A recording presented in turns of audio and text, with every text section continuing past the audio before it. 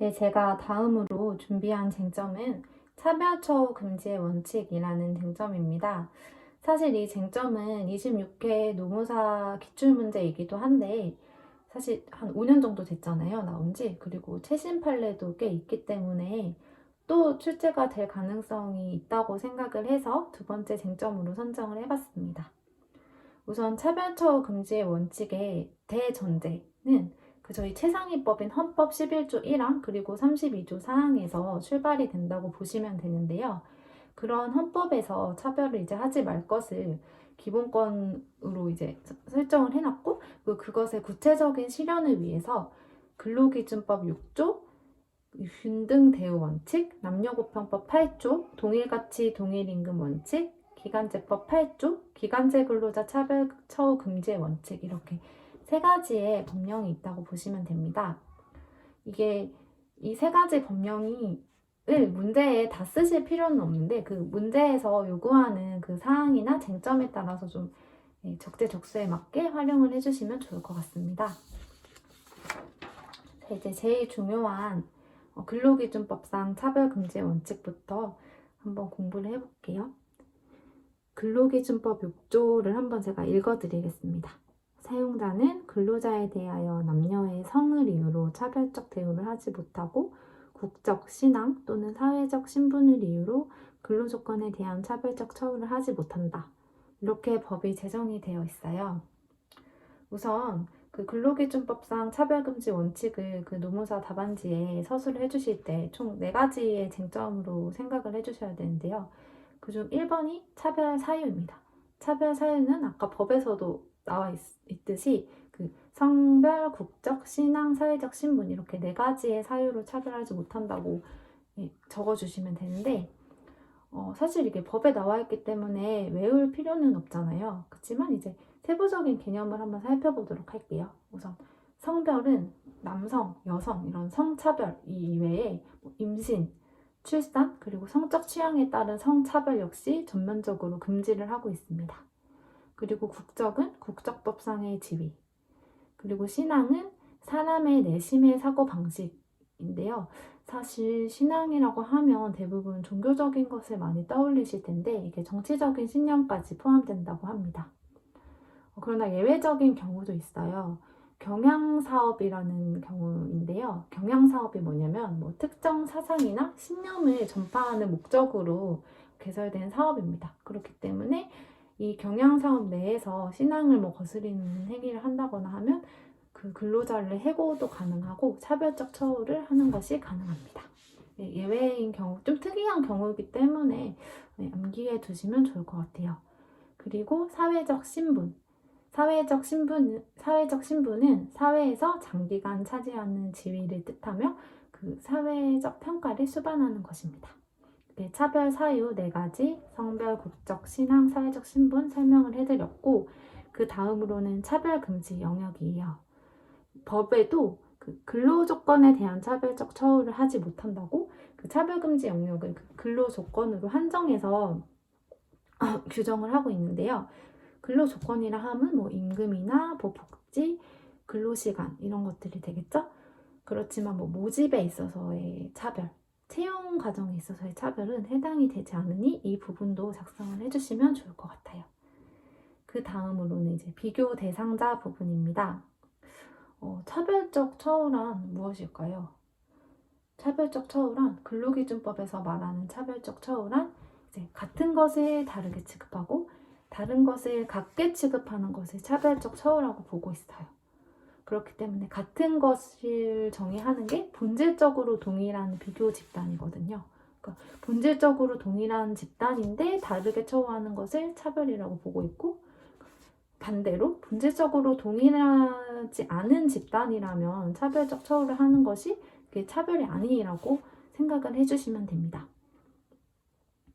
그리고 4번째 쟁점은 합리적 이유의 존재.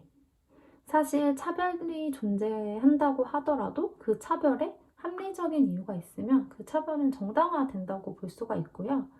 합리적 이유가 없는 경우를 2가지로 나눠서 암기를 해주셔야 되는데 먼저 달리 처우할 필요성이 인정되지 않는 경우, 그리고 두 번째로는 그 필요성이 인정이 되더라도 그 차별의 방법과 정도가 적정하지 않은 경우는 합리적 이유가 존재하지 않는다고 보고 있습니다.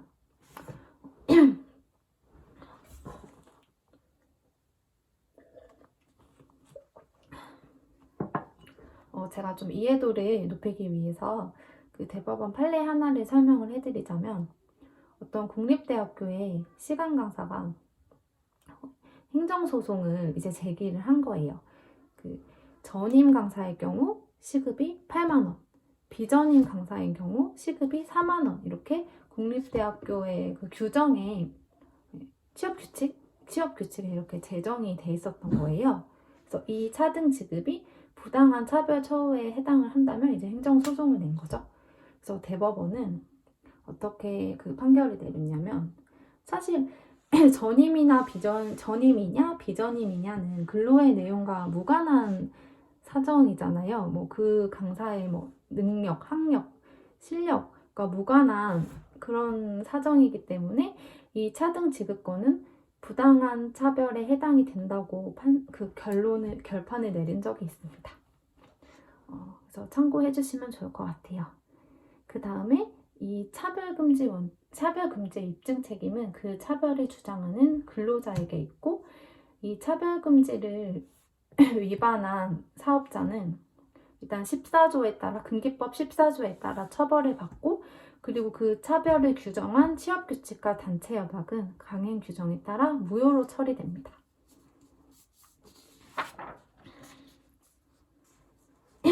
그 다음으로는 이제 비정규 근로자 차별 금지 및 차별 시정 파트를 한번 살펴보겠습니다. 제가 기간제법 8조 읽어드리자면, 사용자는 기간제 근로자임을 이유로 해당 사업 또는 사업장에서 동종 또는 유사한 업무에 종사하는 기간에 정함이 없는 근로계약을 체결한 근로자에 비하여 차별적 처우를 하여서는 아니 된다. 사용자는 단기간 근로자임을 이유로 해당 사업 또는 사업장의 동종 또는 유사한 업무에 종사하는 통상 근로자에 비하여 차별적 처우를 하여서는 아니 된다. 이렇게 법이 규정이 되어 있어요. 그래서 이 법을 좀 한번 살펴보자면, 우선 차별적 처우가 존재하는지를 어떻게 판단을 해야 되냐면, 두 가지로 나누어서 생각을 해주셔야 되는데, 일단 원칙적으로는 항목별로 판단을 해주셔야 됩니다. 하지만 이게 항목별로 판단하기가 어려운 경우가 있겠죠. 예를 들어서 그 기간제 근로자와 정규 근로자의 임금의 항목이 다른 경우에는 항목별로 비교가 불가능하기 때문에, 그럴 때는 이제 예외적으로 범주별로 묶어서 비교를 해주시는 방법으로 가야 되겠죠. 그래서 차별적 처우에 대한 판단 방법은 원칙은 항목별, 예외는 범주별, 이렇게 있다고 생각을 해주시면 되고요. 그리고 그 다음으로 중요한 쟁점이 비교 대상 근로자의 존재가 있는지 여부인데, 일단 비교 대상 근로자를 고려를 할 때 실질주의 원칙을 따르셔야 돼요. 실질주의 원칙이란 근로계약의 내용이나 그 업무 분장에 근로 내용이 똑같다고 하더라도 실질적인 업무의 내용을 따져야 된다는 뜻이고, 그리고 그 업무 내용이 완전히 일치하지 않고 다소 차이가 있더라도 주가 되는 근로 내용의 본질적인 차이가 없다면 동종 또는 유사한 업무라고 판단을 하고 있습니다. 네, 그리고 그 다음 쟁점은 합리적 이유가 없을 것. 이것은 바로 앞에서 설명을 해드린 거죠. 일단은 달리 처우할 필요성이 없을 것. 그리고 두 번째, 필요성이 있더라도 그 방법과 정도가 적절하지 않은 것. 이렇게 있고, 그리고 신청 기간의 준수. 이거는 제척 기간이 6개월이라는 점. 이거를 암기해 주셔야 될 것 같습니다. 사실 다른 구제 신청 기간이 대부분 3개월인데 이 기간제법에서 좀 특이하게 제척 기간을 6개월로 두고 있어요.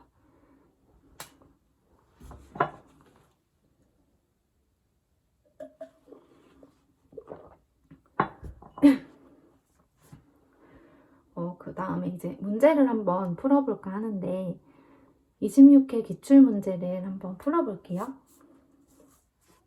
우선 26회 기출문제를 제가 읽어드릴게요. 참 기출문제는 그 한국산업인력공단에 가시면 다 다운받으실 수 있으니까 참고해주시면 좋을 것 같습니다. 이게 25점짜리 문제로 출제가 된 거고요. 25점짜리는 4페이지 분량으로 작성을 해주시는 게 가장 좋아요. 50점짜리는 8페이지 분량으로. 문제 읽어드리겠습니다. 공기업인 B사의 보수 규정에 따르면 공개 채용을 통하여 입사한 정규직 사원의 경우 공기업 근무 경력의 100%를 인정하여 초임 연봉을 정하고 있다. 한편 계약직에서 정규직으로 전환된 직원들의 경우 채용 경로와 업무 성격이 정규직 사원과 구별되므로 계약직 근무 경력의 50%만을 근무 경력으로 인정하여 초임 연봉을 책정하고 있다. 계약직에서 정규직으로 전환된 직원인 갑은 B사의 보수 규정이 기간제 및 단시간 근로자 보호 등에 관한 법률과 근로기준법상 차별적 처우 금지 규정에 위반된다고 주장하고 있는 바, 그 주장의 정당성에 대해 설명하시오. 자, 이렇게 비교적 좀 짧은 문제가 주어졌는데요. 어떻게 이것을 풀어나가야 될지 이제 목차부터 먼저 짜보겠습니다. 우선 목차의 1번, 논점의 정리부터 가볼게요. 이 문제 마지막에 물은 게 그 B사의 보수 규정이 기간제법과 근로기준법의 차별적 처우 금지 규정에 위반이 되는지,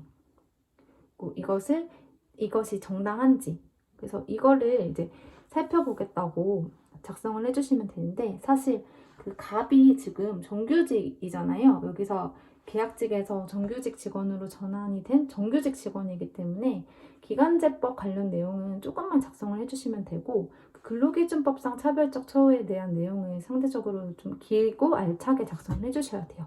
그렇기 때문에 논점의 정리 파트에서도 기간제법이 적용이 되는 근로자인지 검토해 보겠다. 그리고 근로기준법에 차별적 처우가 있었는지 살펴보기 위해서, 그래서 지금 정규직 직원들이 나왔기 때문에 이 직원들이 비교 대상자로 적절한지, 그리고 이런 차별적 처우에 합리적인 이유가 있는지 살펴보도록 하겠다. 이렇게 논점의 정리를 깔끔하게 작성을 해주시면 되겠습니다. 그 다음에 목차 2번으로는 지금 기간제법부터 질문을 했기 때문에 기간제 근로자에 대한 차별 처우 금지에 대해서 법 규정과 차별 시정을 위한 요건 4가지, 아까 말씀드린 거 있죠. 차별적 처우의 존재, 판단 방법, 원칙, 예외, 그리고 비교 대상 근로자의 존재, 실질주의, 그리고 합리적인 이유가 없을 것, 그리고 신청 기간에 준수할 것. 이 4가지를 그냥 한 문단으로 간단하게 작성을 해주시면 될 것 같아요. 이걸로 분설해서 적어주시면 분량이 너무 늘어나기 때문에 오히려 그 시간이 너무 촉박하거든요. 그래서 이 부분은 간략하게 적어주시고, 그리고 목차 3번은 근로기준법상 차별 처우 금지를 적어주셔야 되는데, 이제 1번의 법 규정, 저희가 근로기준법 6조 말씀드렸죠. 그 6조를 적고, 그리고 또 말씀드린 6가지 쟁점, 차별 사유, 선국신사, 이게 선국신사 부분이 없기 때문에 이거를 따로따로 하나씩 적을 필요는 없으시고요. 차별 사유에 이런 것들이 있다, 이렇게 짧게 적어주시면 되고, 그리고 차별 금지 영역, 그리고 비교 대상자, 합리적 이유의 존재, 그리고 입증 책임, 법 위반의 효과, 이렇게 적어주시면 되겠습니다. 그리고 이제 4번 사안의 적용 파트인데요. 이제 여기서 문제에서 2가지를 물었잖아요. 기간제에 저촉되는지 아니면 근로기준법에 저촉되는지. 그렇기 때문에 이게 문단을 나눠서 적어주시는 게 좋거든요. 그래서 첫 번째 문단에는 이제 기간제법에 관한 내용을 써주시면서, 제가 아까 말씀드렸다시피 이제 갑은 정규직으로 전환이 된 정규직 직원이기 때문에 기간제법에 적용을 받지 않는다, 적어주시면 되고, 그 다음에 2번째 근로기준법 파트에서는 일단 비교 대상이 적절하지가 않다. 왜냐하면 본질적으로 동일한 비교 집단이 아니기 때문에. 문제에서 주어졌듯이 채용 경로와 업무 성격이 정규직 사원과 그 계약직 사원이 구분된다고 돼 있었잖아요. 그렇기 때문에 본질적으로 동일한 비교 집단이 아니기 때문에 비교 대상이 적절하지 않으며 그 차별에는 합리적 이유가 존재한다고 본다. 이렇게 사안의 적용을 작성을 해주시면 되겠습니다. 그리고 5번 결론으로는 기간제법과 근로기준법 모두 차별적 처우라고 볼 수 없다. 이렇게 마무리를 해주시면 될 것 같습니다. 일단 차별처우 금지 원칙에 대한 강의는 여기까지 하겠고요. 이제 다음 강의는 경업금지 약정입니다. 좀 긴 시간 동안 들어주셔서 너무 감사드립니다. 감사합니다.